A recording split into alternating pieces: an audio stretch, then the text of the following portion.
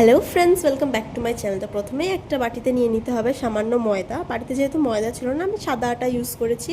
ওর মধ্যে কিছুটা নুন আর সাদা তেল দিয়ে একটু মাখাতে হবে। আর যতক্ষণ না দলা দলা পাকাচ্ছে ততক্ষণ কিন্তু জল দিলে চলবে না, দলা পাকানোর পরেই জল দিয়ে ভালো করে মাখতে হবে।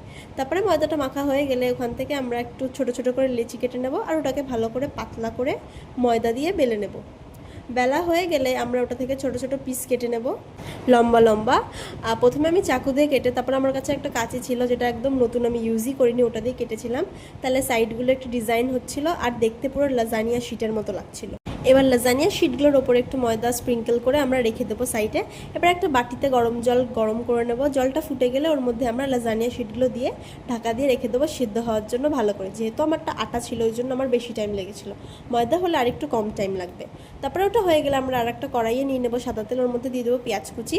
পেঁয়াজটা ভাজা হয়ে গেলে ওর মধ্যে আমরা ম্যারিনেট করে রাখা চিকেন দিয়ে দেবো। চিকেনটা আমি ম্যারিনেট করেছিলাম সয়া সস, টমেটো সস, আর দিয়েছিলাম নুন, হলুদ, আদা রসুন বাটা আর একটু অরিগ্যানো দিয়ে ভালো করে ম্যারিনেট করে রেখে দিয়েছিলাম 1 ঘন্টার জন্য। এবার ওটাকে আমি ঢাকা দিয়ে সিদ্ধ করার জন্য কড়াইয়ে রেখে দেবো। ঢাকনা তুলে ওর মধ্যে একটু ম্যাগি মশলা আর একটু অরিগ্যানো দিয়ে আবার নাড়াচাড়া করে নামিয়ে নেবো।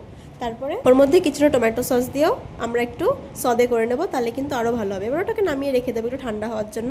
আর একটা বাটিতে নিয়ে নিয়েছি আমরা হোয়াইট সস।